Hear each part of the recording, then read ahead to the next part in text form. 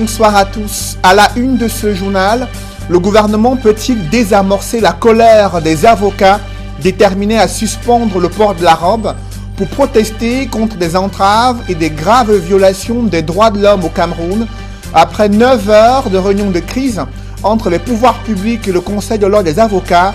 Le barreau relève des insuffisances dans les solutions concrètes pour envisager une sortie de crise.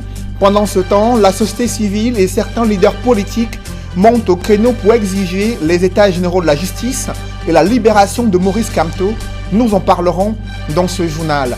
Les violences meurtrières décriées en Afrique du Sud choquent plus d'un sur le continent africain depuis plusieurs jours.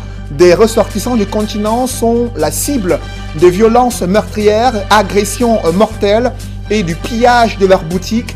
Malgré les dénonciations du président sud-africain, il essuie le boycott de ses pairs et des critiques pour sa réaction tardive. Nous ferons le point en Afrique du Sud dans la page internationale du 20h.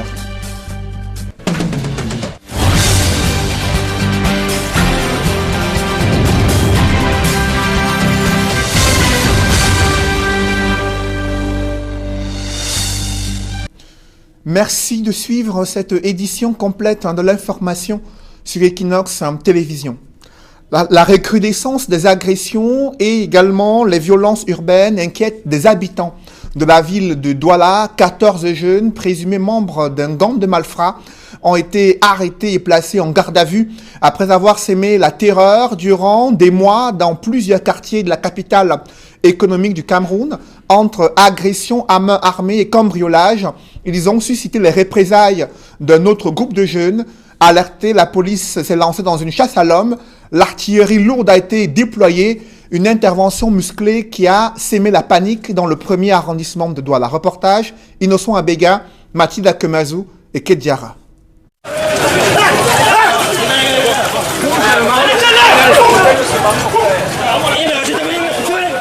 C'est une scène digne de grands scénarios hollywoodiens.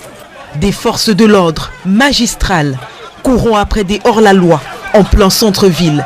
Sauf que la scène se déroule à Douala, au lieu dit nouvelle route Bessengue.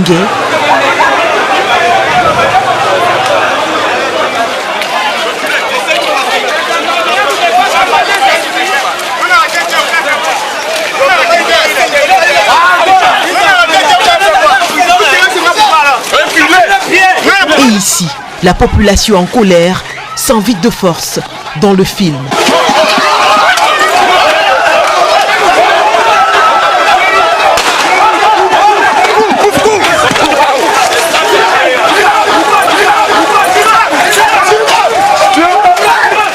La police d'abord, légèrement prise de court par cette intrusion brutale, va rapidement reprendre le contrôle de la situation.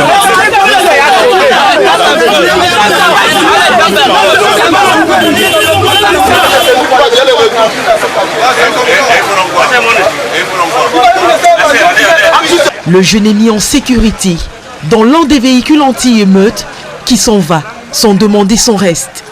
Comme lui, 13 autres se feront arrêter, débusqués de leurs cachettes les plus improbables, comme ici, dans ces hautes herbes où une battue va être organisée. D'où viennent-ils et qu'ont-ils fait? Un riverain explique. Ça fait aujourd'hui presque 2 mois que les gars qu'on les arrête là, ils nous dérangent. Oui, j'ai été victime parce que j'avais porté un client derrière moi, on a arraché son sac et on m'a amené au commissariat pour rien. Bon, aujourd'hui on a donc décidé, quand on nous a dit qu'ils étaient là-bas au cimetière de Ngoji, on a donc décidé de livrer ces gens-là aux gendarmes. Selon des témoignages glanés sur place, c'est depuis 7 heures, ce mercredi 4 septembre, qu'un groupe de près de 30 jeunes opère en plein centre-ville d'Akwa. Pour se fondre dans la masse, ils se font passer pour un groupe de sportifs en plein footing. Sauf qu'eux ont des armes blanches et s'en servent pour menacer ouvertement des citoyens qui soit attendent le taxi, soit vaquent à leurs occupations. Les téléphones sont récupérés sous l'air impuissant de ceux-ci et mis dans un sac qui leur sert de gibecière. Très vite, l'alerte va être lancée et les forces de maintien de l'ordre vont les poursuivre jusqu'ici, à la nouvelle route Bessengue. Et juste au moment où elles pensent en avoir terminé, Un suspect est ramené par les jeunes du coin.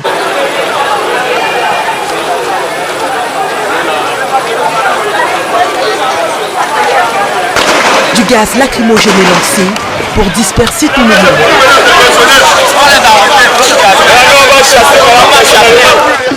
Et tout à coup, une image très rare d'un hors-la-loi sonné, titubant, qui se rend de son propre chef à la police qu'il préfère apparemment à la vindicte populaire. Comble de l'ironie, il se couche de lui-même dans le véhicule anti-émeute et attend d'être transporté jusqu'à sa cellule. Il sera plutôt conduit lui, ainsi que 3 autres, dans un hôpital de la place pour soins. Ses compères de crime dans les cellules du commissariat central, numéro 1 et de la Légion de gendarmerie du littoral.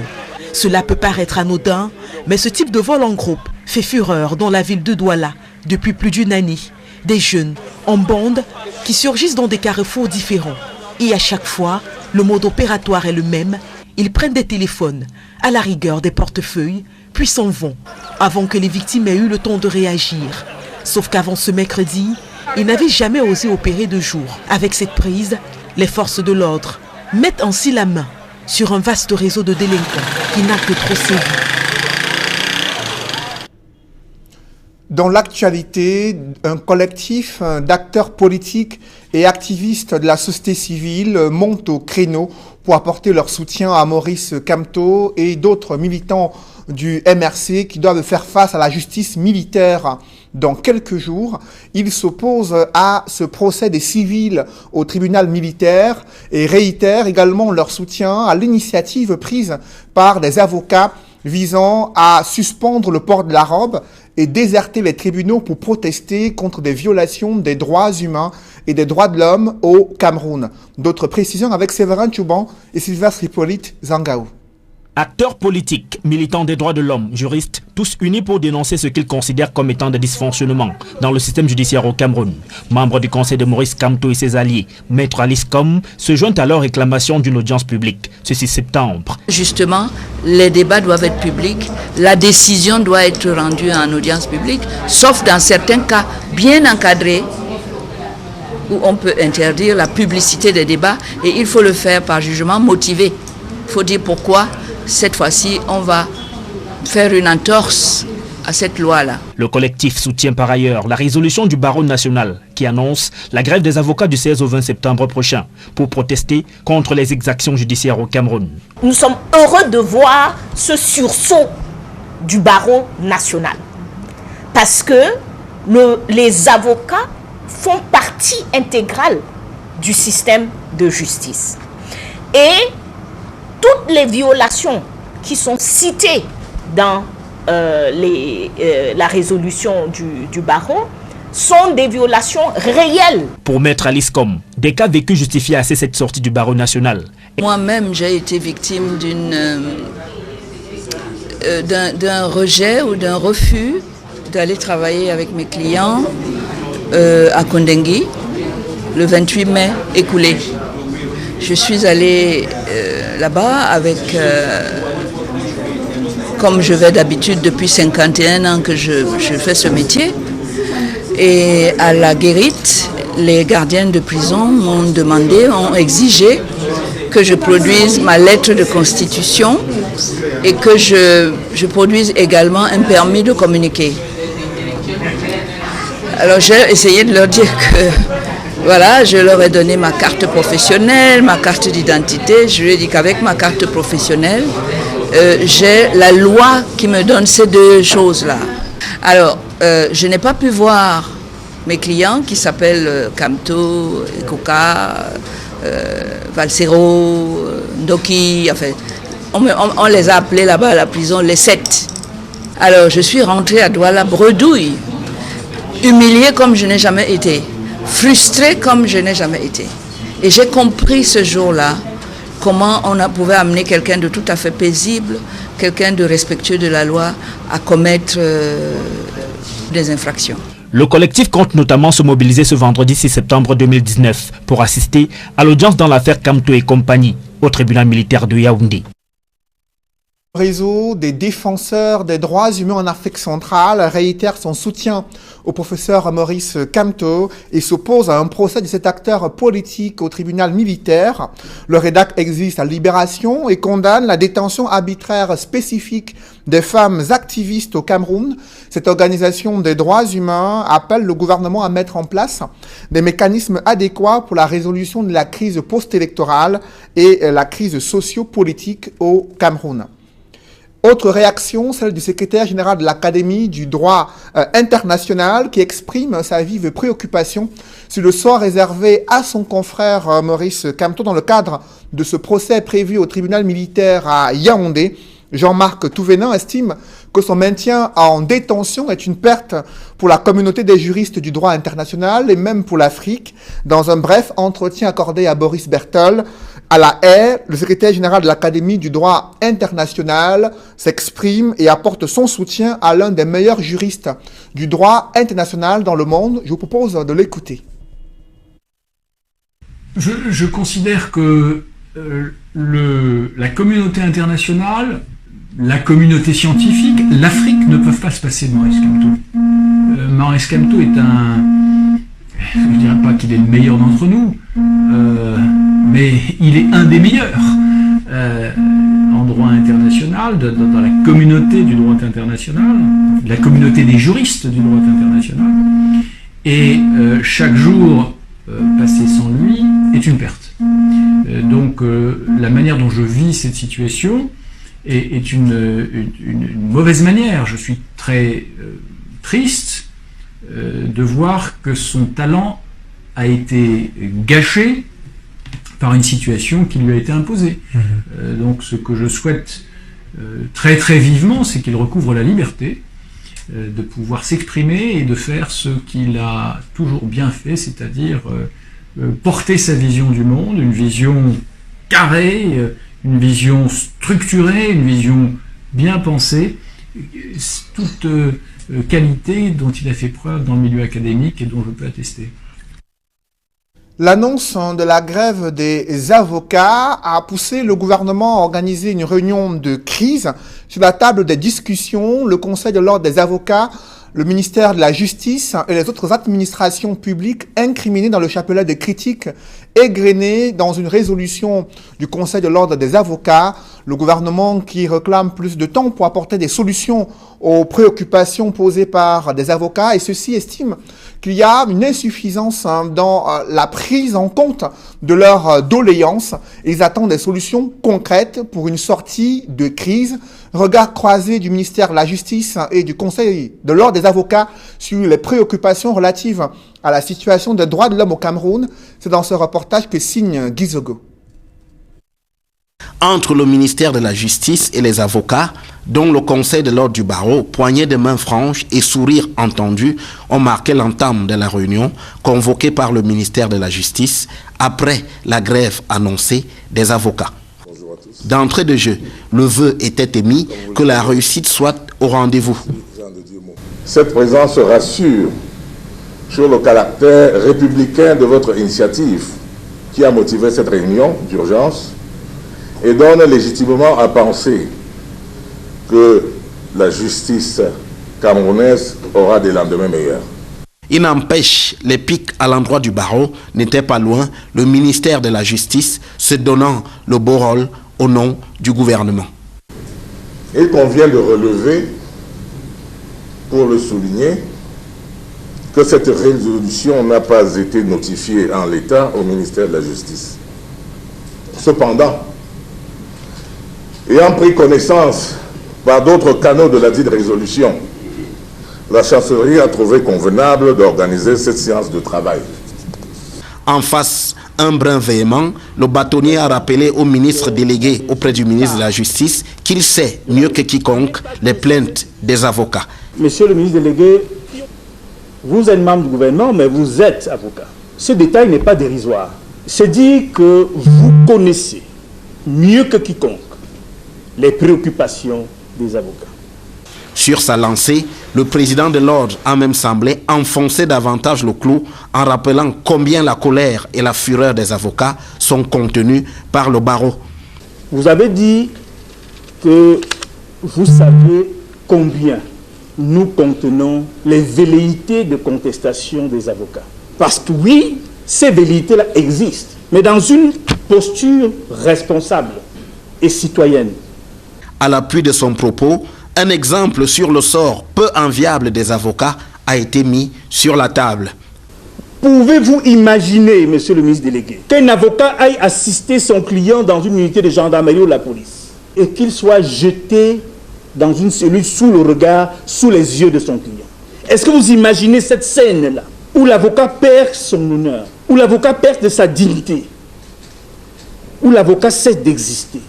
Pour donner le change, sans pour autant en rajouter, le ministre délégué auprès du ministre de la Justice s'est contenté d'indiquer les objectifs de cette rencontre.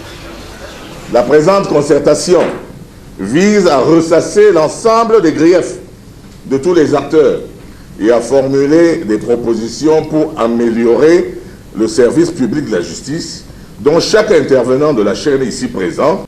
En réponse, le barreau a mis en avant la solution qui lui semble être idoine pour sortir de l'impasse. Qu'il soit mis en place un groupe de travail, barreau, ministère de la Justice, impliquant bien sûr la police et la gendarmerie, pour, dans les jours qui suivent, recenser de manière exhaustive toutes les entraves, toutes les difficultés, toutes les atteintes à la pratique professionnelle des avocats. Et au-delà, s'inscrire dans une logique beaucoup plus durable. En attendant les résolutions de cette réunion, le barreau se défend de toute démarche politique et appelle à ce que la place et le rôle de l'avocat soient garantis au Cameroun. Et après l'annonce de cette grève des avocats, le député SDF Jean-Michel Nitieux dit être solidaire de l'initiative prise par le Conseil de l'ordre des avocats. Il appelle le gouvernement à l'organisation des États généraux de la justice afin que les différents acteurs puissent élaborer de véritables réformes. Le député Jean-Michel Nitieux déconseille au pouvoir de Yaoundé d'utiliser la stratégie de l'évitement ou du pourrissement au regard du scénario catastrophe vécu avec les problèmes posés par les avocats anglophones en 2016.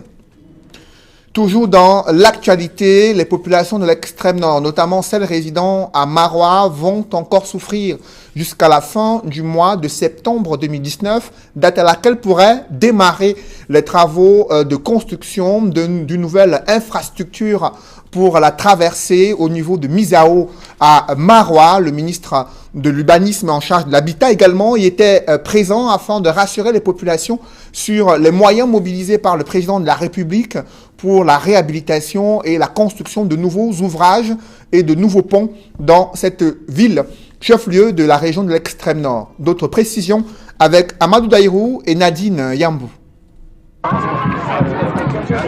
Sur le pont sinistré de Misao à l'extrême nord, la ministre de l'Habitat et du Développement urbain, Célestine Ketia-Cortés, vient voir de près l'état de l'infrastructure après son effondrement. Lorsque nous avons appris que le pont Misao a cédé, alors qu'on allait vers des solutions durables dans la construction de ce pont, nous avons eu pour instruction de nous mettre en route non seulement pour voir, mais également pour trouver avec les populations les solutions. Au regard de l'ampleur des dégâts, l'ancien maire de Baganté prescrit des mesures urgentes, notamment l'aménagement d'une voie de contournement pour faciliter la circulation des usagers. Sur place, les ouvriers et agents de la communauté urbaine de Marois sont à pied d'œuvre.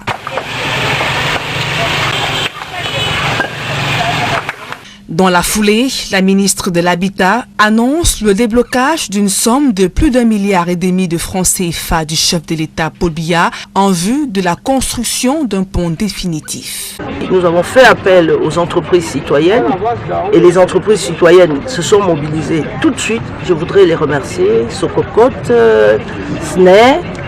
Je les ai appelés au téléphone, ils sont venus, ils se sont mis au travail. Et ensemble, avec le maire, avec les populations, il s'agit pour nous d'examiner la situation de cette érosion et d'aller dans des solutions aussi durables. En attendant le début des travaux prévus pour la fin du mois de septembre 2019, les populations devront encore subir le martyre. Construit il y a près de 6 ans, le pont de Misao a cédé le 25 août dernier sous l'effet des fortes pluies. Après l'escale de Misao, la ministre Célestine Ketia-Cortez s'est rendue à Tokombéré pour vivre de près les réalités des populations à la suite de l'effondrement du pont de Sirawa. Situation qui met à mal les activités économiques et commerciales dans cette localité. Restons à l'extrême nord, notamment dans les zones qui ont essuyé les affres de la guerre contre le terrorisme. En cette période de rentrée scolaire, le BIR tente de redonner un espoir aux enfants qui ont été contraints d'abandonner l'école, des écoles détruites par des éléments de Boko Haram. Quelques salles de classe ont été construites par l'armée camerounaise pour soutenir l'éducation des enfants. Reportage Eric Marsan-Djomo. Des éléments du bataillon d'intervention rapide en parfaite synergie avec des jeunes élèves de la région de l'extrême nord. En cette période de rentrée scolaire et dans cette région marquée par la rareté des infrastructures scolaires, ces élèves sont des privilégiés car leur école a été réhabilitée par le bataillon d'intervention rapide zone nord. Il s'agit de 2 écoles à Belguédé et à Blangafé, situées dans l'arrondissement de Fotokol qui ont vu leurs bâtiments rénovés. C'est un total de 11 salles de classe qui ont ainsi été réhabilitées sur financement du bataillon d'intervention rapide dans le cadre des actions civilo-militaires qui répondent à la stratégie des opérations militaires d'influence caractérisées par des actions sociales et psychologiques au profit des populations. C'est un moment à côté des opérations tactiques que nous menons. Le BI s'est résolument engagé dans ce qu'il est convenu d'appeler les opérations militaires d'influence. Il s'agit d'œuvrer socialement et psychologiquement au profit des populations pour lesquelles nous nous battons. Donc ce projet est la matérialisation de cette volonté. Les travaux de réhabilitation de ces 11 salles de classe dans ces 2 établissements ont duré 2 mois et ont essentiellement consisté à la réfection complète des toitures et plafonds arrachés par les vents violents, la réfection du sol et des murs fissurés et aussi de toutes les portes et fenêtres. Tout ceci est complété par la réalisation des toilettes. Il s'agit aussi pour le BIR, à travers ces actions, de renforcer le lien armée-nation. Aussi d'encourager le dialogue intercommunautaire, un geste fort apprécié par les différents acteurs. Et cela traduit à suffisance le souci du BIR d'être toujours aux côtés de la population. Je crois que nouvelle année, nouvelle méthode. Cette année, nous allons encadrer ces enfants et entretenir ces bâtiments. Notons que le bataillon d'intervention rapide apporte mensuellement un soutien important aux différents comités de vigilance dans cette partie du pays. Dans ce chapitre éducation, le secrétaire d'État adjoint aux États-Unis pour les affaires africaines dénonce la tragédie que vivent les élèves dans le nord-ouest et le sud-ouest du Cameroun. Pour Tibor Nadji, ces régions anglophones se dirigent vers une 4e année sans une reprise optimale de l'école. Pourtant, il pense que l'éducation, c'est la clé du futur pour la nouvelle génération. Le secrétaire d'État adjoint aux États-Unis pour les affaires africaines a réitéré la nécessité pour les séparatistes et le gouvernement camerounais de s'engager dans un dialogue sans précondition. Et à propos de ce dialogue, le Premier ministre Joseph John Ngouté a donné de nouvelles assurances sur cet événement tant attendu. Selon le porte-parole de la All General Anglophone Conference, le chef du gouvernement a déclaré que le dialogue national doit être convoqué bientôt par le président de la République. Il a fait savoir à une délégation conduite par le cardinal Christian Toumi qui l'ont rencontré il y a quelques jours à Yaoundé. Et évoquons à présent la page internationale, l'opinion publique africaine choquée au regard des violences meurtrières xénophobes qui secouent l'Afrique du Sud, des ressortissants du continent noir, victimes d'agressions mortelles et également de pillage de leurs boutiques. Malgré les dénonciations de ces actes, le président sud-africain essuie le boycott de ses pairs et des critiques pour sa réaction tardive. On fait le point avec Gladys Sidi. En Afrique du Sud, les pompiers éteignent les dernières flammes. Un calme précaire règne. 5 personnes ont été tuées selon la police locale. De nombreux commerces ont été pillés et près de 200 personnes ont été interpellées. Après être resté silencieux, le président Cyril Ramaphosa a condamné ces violences et a convoqué une réunion d'urgence. And there's just no justification whatsoever. Rien ne justifie que des personnes ayant le sentiment que leurs emplois ont été volés par des étrangers les attaquent, détruisent leur commerce et les tuent. Tout cela doit cesser. This must be stopped. Le président de la Commission de l'Union africaine, Moussa Faki Mahamat, a dénoncé des attaques abjectes. Le président nigérien Muhammadu Buhari s'est dit très inquiet de ces violences contre les immigrés africains, notamment ceux venus de son pays.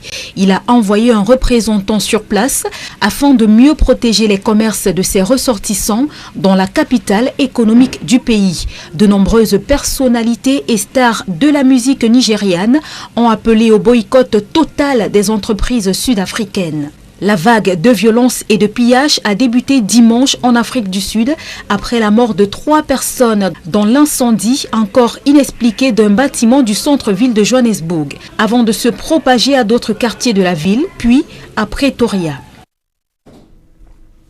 Des reportages dans ce journal, une nouvelle équipe dirigeante pour prendre les rênes de Chanas Assurance. Le président du conseil d'administration a prescrit une feuille de route visant à positionner cette entreprise, cette compagnie d'assurance sur le marché camerounais et sous-régional afin qu'elle devienne et qu'elle reste leader de l'assurance au Cameroun. Reportage. C'est dans l'une des salles du bâtiment annexe de Chanas Assurance SA que les responsables ont choisi pour informer les hommes des médias de la présence de la nouvelle équipe dirigeante de la structure. La sérénité et le calme enfin retrouvés au sein de l'entreprise, déchirée durant plusieurs années par des conflits internes. Chanas Assurance SA franchit ainsi une nouvelle étape de son histoire. Les orientations que la nouvelle direction générale a reçues du conseil d'administration, c'est de faire redorer le blason de la société, donc d'inverser la tendance baissière de son chiffre d'affaires, de faire tout pour que cette société soit le fleuron de l'économie dans le secteur des industries et de l'industrie des assurances d'ici 2 ans. Au regard de la concurrence ambiante qui secoue le secteur des assurances, le nouveau top management mesure l'immensité du travail qui lui est confié. Oui, nous nous engageons à relever tous les défis qui nous sont d'abord fixés par le Conseil et également de faire de Chanas un groupe panafricain. C'est l'objectif que nous recherchons dans les années à venir, de faire de Chanas une marque qu'elle est déjà au niveau du Cameroun, mais d'en faire une marque africaine et pourquoi pas une marque mondiale dans les années à venir. Et nous nous engageons à le réaliser avec les moyens qui vont être mis à notre disposition, mais dans le respect bien entendu de toutes les règles en matière d'assurance qui sont imposées par la réglementation. So we are going to work and relay on this positive experience of the market and develop the particular and individual segment of the market. So that is one. And as he said, we are going to innovate and attack new segments like agricultural insurance. We are going to develop our presence on bond business and be present on all other public market where we are not so good at the moment. Chanas Assurance SA, l'une des pionnières dans le secteur, toujours dans sa quête du mérite, de la confiance de sa clientèle, entend relever les défis qui lui permettront à court terme de bénéficier de la certification ISO 9001 version 2015. La période de disette qu'a connue l'entreprise a été l'occasion pour certains concurrents de tenter de prendre le dessus. Mais les actions menées ont permis de sortir de la zone de turbulence avec à la clé la levée des sanctions qui planaient depuis 2012. Depuis le 27 juillet 2019, cette année, on a levé la mesure de surveillance permanente qui frappait notre société depuis 2012 et qui a handicapé cette société parce que des concurrents qui faisaient mauvais jeu prenaient ce prétexte pour chercher à nous disqualifier lors des appels d'offres.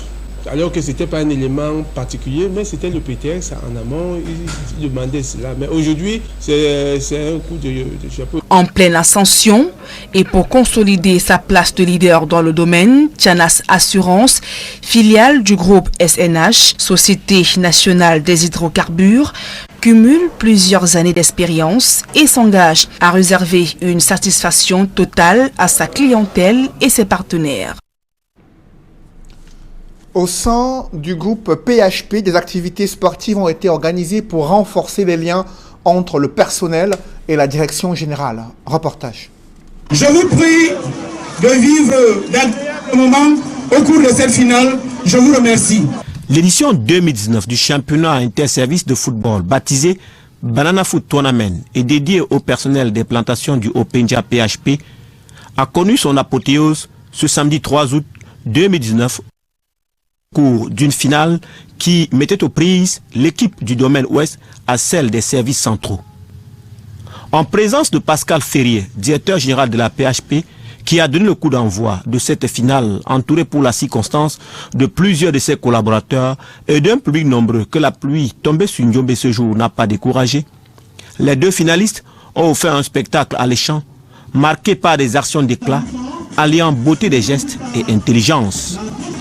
Un match très disputé qui s'est soldé au terme des 90 minutes réglementaires par un score vierge. Il faudra les épreuves de tir au but pour départager les deux équipes. Et c'est l'équipe du domaine ouest qui prendra le dessus sur celle des services centraux par 3 tirs réussis contre 2.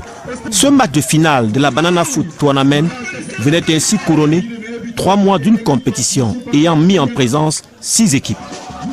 Et par cette victoire, l'équipe du domaine ouest succède à celle du domaine sud, vainqueur de l'édition 2018. La Banana Foot Tournament PHP est une occasion de décompression et de relaxation offerte par le top management de la PHP à ses employés pour leur permettre non seulement de renforcer leurs liens, mais surtout de se détendre après des journées de travail intenses. Une fin heureuse qui a suscité la satisfaction tant de la hiérarchie de la PHP que du comité d'organisation.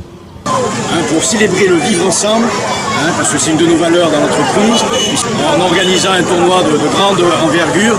Je pense que le résultat est là. Si qu'on a eu un superbe match, une superbe finale avec du suspense, de l'émotion. J'ai eu beaucoup de plaisir à organiser ce tournoi pour la deuxième fois. Nos autorités nous ont donné les moyens nécessaires. C'est l'occasion que nous donnons à nos camarades, à nos travailleurs, de pouvoir se recréer, de pouvoir se régénérer. C'est une bonne expérience. J'espère que nous la reprendrons l'année prochaine. De façon générale, ce tournoi dénote simplement cette volonté que la direction générale impulse toujours de vouloir rassembler tout le monde autour de la chose du football. Et pour nous continuerons toujours à être là pour soutenir toutes les différentes équipes et à soutenir également toutes les différentes directions, les différents domaines, afin que le football soit pour nous un moyen de rassemblement de toutes les forces vives de l'entreprise. Enlevé de rideau de cette finale du Banana Foot Tournament PHP 2019, un match de gala a opposé les membres du comité d'organisation aux vétérans de Ndiombe. C'était en hommage à Bernard Adjeme, affectueusement appelé Essamba, employé de la PHP, sociétaire des vétérans de Ndiombe, fauché par la mort quelques jours avant. Jimmy Bernard était un homme pluridimensionnel, un syndicat de haute vol sur le plan national et sur le plan du syndicat de base. Nous avons bien voulu rendre un dernier hommage à M. Essamba Adjeme, organiser cette finale sur le plan de l'arbitrage avant son décès. Rendez-vous a été pris pour l'édition 2020, pour laquelle le directeur général de la PHP annonce davantage d'améliorations. Vu l'engouement, vu la participation, il est certain que nous remettrons ça. Nous essaierons même de faire mieux que cette année et l'année prochaine.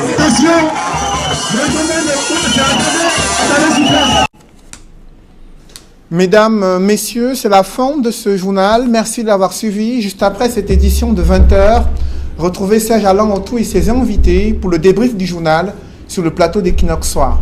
Serge Alain. Ministère de la Justice et avocats se concertent à Yaoundé.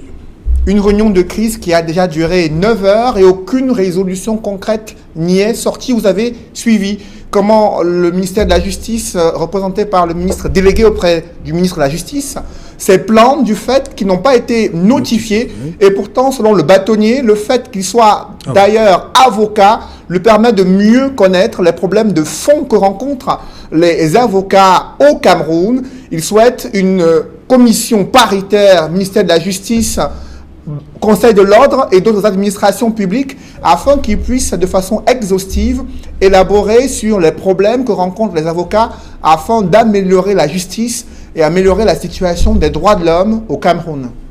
Rentrée scolaire 2019, le BIR Zone Nord montre le visage humain de cette unité spéciale. Vous avez suivi comment l'armée se mobilise pour redonner espoir à ces enfants dont les écoles avaient été détruites durant les années où la secte Boko Haram sévissait dans cette partie du Cameroun. Grâce à l'intervention de l'armée camerounaise, elle a reculé. La paix est de retour dans certaines localités et le BIR qui s'engage désormais à construire quelques bâtiments, à rénover des écoles afin de montrer sa proximité et sa volonté de défendre les populations et de s'engager également pour la promotion de l'éducation des enfants camerounais à l'extrême nord du pays. Voilà, madame, monsieur, c'est dans l'essentiel de Equinox Soir, deuxième partie, le temps du débrief. Bonne soirée à vous, Cédric. Bonne soirée à vous, Serge Alain. Rendez-vous demain, une fois de plus, à 20h. Rendez-vous demain, 20h.